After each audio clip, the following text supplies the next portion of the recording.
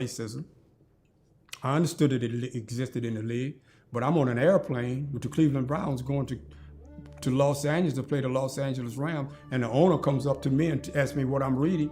I said, I'm reading a book. What book you reading? I'm reading The Message to the Black Man by the Honorable Elijah Muhammad. He said, I don't want you to read that book.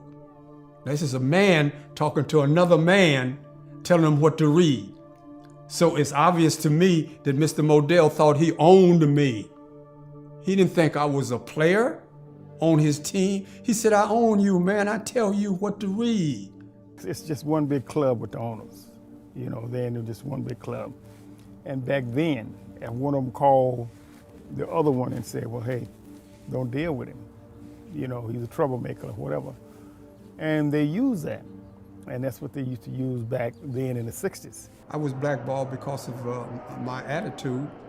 And when they put me on waivers, Atlantic Falcons claimed me off of waivers. Then the Browns withdrew the waiver. Said, no, we're gonna keep him. Then they put me on waivers again, and the Detroit Lions claimed me off of waivers. And then the Browns withdrew it. Said, no, we're gonna keep him. It's a form of blackballing.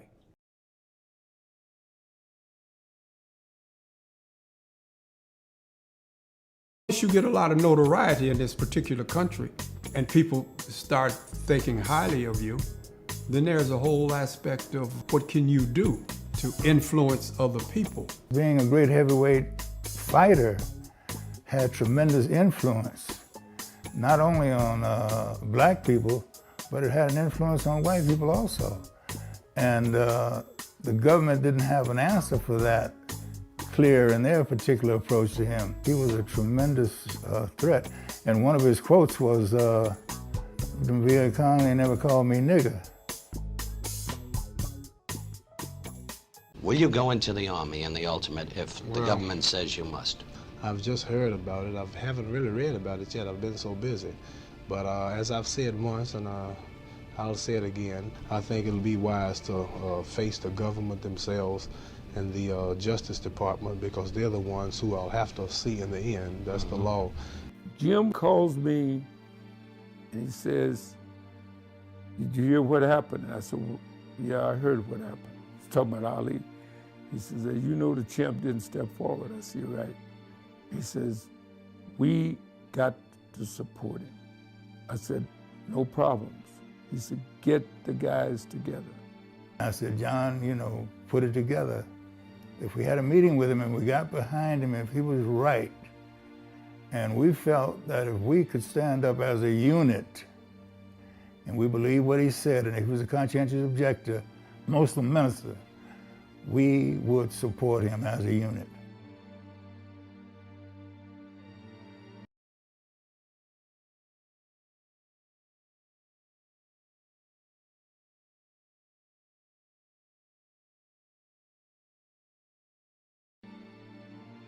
And on June 4th, 1967, in Cleveland, Ohio, it all came together. More than half a dozen NFL stars, plus two of basketball's biggest names, in Bill Russell and Lou Alcindor, all came together in Cleveland to meet with Ali and talk to him about his refusal to enter the military draft. Muhammad Ali, as a young kid, did he really understand what he was doing? Jim and the guys thought they should at least talk to him and try to be sure if he knew exactly what he was doing. This is the draft. This is not just an ordinary thing. You were drafted. All of us had served our military obligation. We all would go and do our service in the off season. In other words, when we get through playing football, then we go into the service. And then during the year, you know, you'd go on the weekends. My take on it was that I had served, and all of the athletes, Joe Louis and people like that, all went to the service. And that's what my thinking was, that why get yourself caught up in this?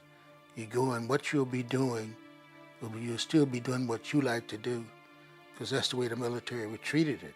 And then you'd come back home and continue your heavyweight fights. For me to tell him that I believe that you should have gone to the military just because I went, that didn't mean that much to me. But to him, it would be still going against his religion. And that was more important to him than anything else. Well, that kind of blew my mind, so I had to step back, because what he was saying now was so much stronger than me. After having sit with him 3 to 4 hours or whatever it was, I'm not sure of the time, and it was really like standing up and being counted in a real war. Ali knew he was going to lose money, knew he was going to lose the championship. He just knew that he had to stand on his principles. Most people, when you take their livelihood, they'll make a U-turn on where they was going. But Muhammad Ali didn't make no U-turn. He said, over the dollars, man, I got principles. I'm a man, I'm gonna stand over the dollar. Read that when Ali refused induction and he took the 43 months, he accepted his ban, that you were able to pull a few strings, and you got it to where through the Lyndon Johnson administration, if he had done some appearance work, that he could have continued to fight? This is one of my dear friends is Jim Brown. And Jim was the guy who introduced me to Ali and got me into the business. So now when Ali takes the position that he's not going to go into the service, I had a partner in my law firm who was the treasurer of the Democratic Party. And we worked out a deal with Lyndon Johnson. Ali, you don't have to put a uniform on. Just do some exhibitions at military bases and continue your professional career. Wow. So I go to Jim, and this was the time when we were, working hard to get black people into business, particularly athletes. So the idea I had with Jim Brown, in those days we had closed circuit exhibitors having regions of the country, and it was very lucrative. And football players were making like $10,000 a season. So I said, Jim, get all the athletes together, the black athletes, let them talk to Ali and convince him to take this deal. And I will divide up the country and make these guys my regional exhibitors. So Jim got Willie Davis. There weren't that many black guys in the NFL then, but all of them that were there, the good ones, he brought to that meeting. Bill Russell came. Lou Alcindor was he was a college student. He came, and the idea, Bobby Mitchell, I remember, the idea was to convince Ali to take the deal. Now, Bill Russell, when he reported accurately that was the purpose of the meeting. And they started talking to Ali, and then Ali got up and talked for 2 hours and convinced them that what he was doing was correct, not going in and so forth, and they all agreed to back him. Now they tell the story that they all met to talk Ali, to tell him that they were supporting him, which is not true. Anyway. You have totally convinced me.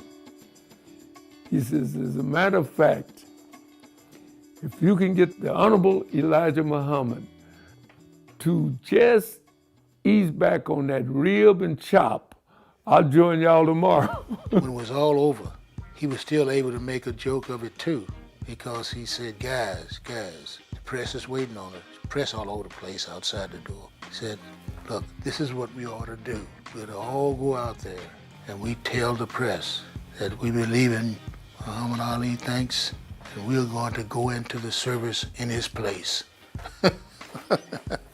I was about 12 going on 13 when He believed so strongly in his anti-Vietnam stance, he didn't even want to appear for the military to continue fighting. Actually, it was a sweetheart deal. It was the best deal that the government could work out to save face. Everybody wanted to save face. And look at what this guy did. He said no to that deal. It meant that he would be indicted and convicted for draft evasion. So he faced 5 years in prison. His licenses were taken away. So people say, were you ever worried that he never could fight again? Hell no. I was worried that the guy would go to jail. Right. And And he almost did, because he was convicted in the U.S. District Court. The case went up to appeal to the Court of Appeals. Lost that. They affirmed the conviction, and then he goes. They file what we call a writ of certiorari to the Supreme Court, and 4 justices have to agree to take the case, and only one justice, Justice Brennan, wanted to take the case. But what happened in that period was the judges had clerks, young clerks, and the clerks worked on the justices one by one. So finally, not only did they take the case, but they unanimously reversed. Wow. It's a great story. HBO did a documentary on that Supreme Court situation. That is fantastic. So Shannon, you want to talk about having the courage of your conviction? Absolutely. To sacrifice the prime of your career for 43 months on this conviction to where, I mean, where you're so... Sacrifice? They all illegally took his license away. So finally, when... while he was still, had been under the threat of going to jail, a U.S. District Judge in New York, Judge Mansfield, said that despite the fact that he had been convicted of draft evasion, that was not ground to deny him a license. So they made New York State grant him a license, and that enabled me to promote the first fight for Top Rank. I had another company before then. The first fight for Top Rank was Ali and Bonaventure. If they lied to the world, what did they do to them men behind the bars every day before this was revealed, right? Can I ask you, what do you see your own place very clearly as an athlete and as a figure in this particular dispute we've been talking about? What about other black athletes, Mohammed, like, say, take Patterson as an example? Or what Patterson? The others, Floyd Patterson. Oh, he's completely opposite from me. Yes. He ain't no way like me. Yes, precisely, that's why I'm asking you about it. What do you think about the other black athletes like them, who in their time have had influence, or would have been in a position to have influenced people, their own people and this sort of thing, about their attitude, which is certainly slightly less moderate than yours, or slightly more moderate rather than yours? Well, they go down in history just been athletes. They don't. I'm giving more praise and credit for what I'm just doing now on this show than coming here and beating 5-year-old English champions. Oh, at the same time. Because right now, black people, when you show this show, are home jumping, home shouting, because they don't have the nerve to say what I'm saying, and nobody has never said it, and they're just so happy to see a black man who will stand up and jeopardize every quart he's got to tell the truth. So, like Floyd Patterson and other fighters, they just don't take part. They make $1 million, they get them a Rolls Royce, they get them a nice home, they get them a white wife. Well, I made it, America's great, and the rest of them catching hell, and he won't say nothing. But when one man of popularity can let the world know the problem, he might lose a few dollars himself telling the truth, might lose his life. But he's helping millions. But if I kept my mouth shut just because I can make millions, and then this ain't doing nothing. So I just love the freedom and the flesh and blood of my people more so than I do the money. You can take his show and play it right in Washington, let Nixon hear it. And I'll be happier. See, so I'm not ducking and running from nothing, and this boldness and telling the truth makes him just overshadow sports greatly. You couldn't get Joe Frazier no box on his show and get an interesting subject like this.